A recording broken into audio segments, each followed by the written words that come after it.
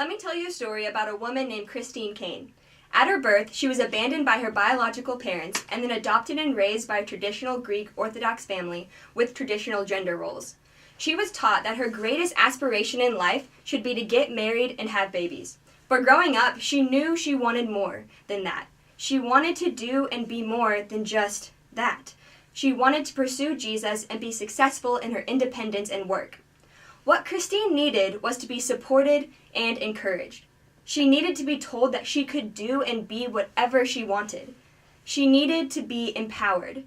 You see, there are women all over the world who are being told this exact same thing. They are being shoved into this homemaker box, despite if they actually fit or not. All the while, they are dreaming of more. Women want to be successful, to find their path in life, to support themselves, and to actually have careers. However, despite their dreams and ambitions, women are not given the same opportunities as men, are regarded as inferior, and are even paid less in many workplaces. Women have to fight, and fight hard for their success, because they are constantly being told they aren't good enough. They need to be empowered. Empowered women empower others. It's as simple as that. Women who are empowered are able to inspire others to success. If businesses want to continue being successful, then they must increase diversity by empowering women to work. So, let's explore the scope of the issue and discuss a possible solution. Everyone is familiar with the Rosie the Riveter campaign that began during World War II. The men had gone off to fight in the war, leaving the U.S. economy in desperation. No workers meant no production.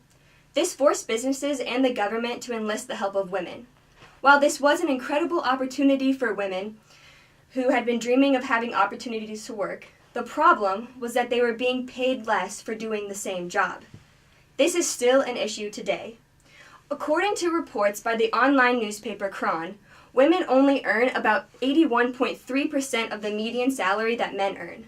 So where men earned about $950, women only earned about $769. Men also make up about 66% of the workforce in comparison to the 54.6% of women. In families, 48% had both the husbands and wives working. Solely husband working households was about 19.1%, and solely wife working households is about 7.1%. This just means that there are more men working in careers than women. What kind of message do you think this sends to women? It says that you aren't worth it. You aren't as good as the men.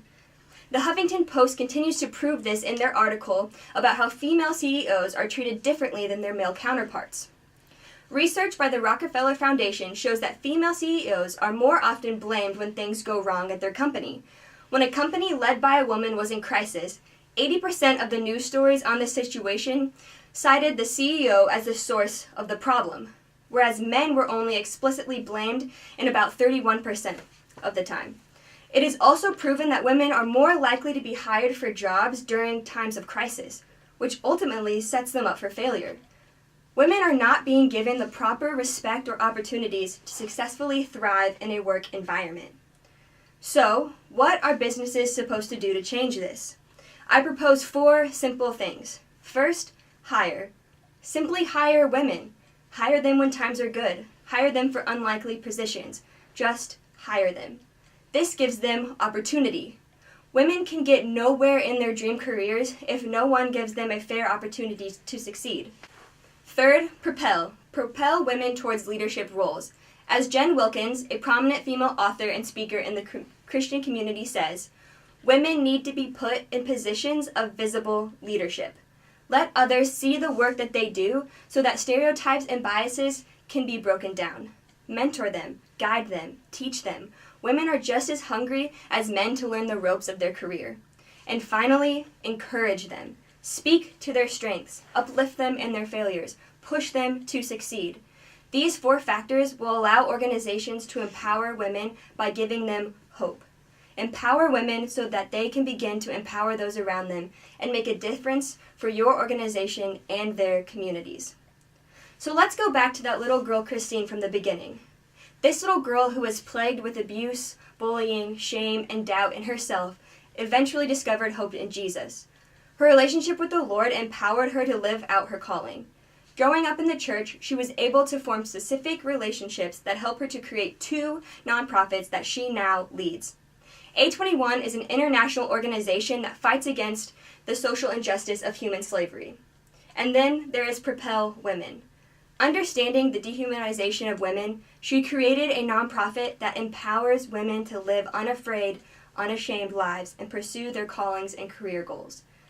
Though women in the workforce have been mistreated, bullied, paid less, given failed opportunities, and been considered inferior to men, there is still hope. To the women, things can change. Pursue your career dreams. There are good things to come. And to organizations, hire, give opportunities, propel towards leadership, and encourage. Give women the hope they need to survive. Women are ready to thrive in the workforce, so be willing to give them a fair and equal chance. I leave you with these wise words of Christine Caine.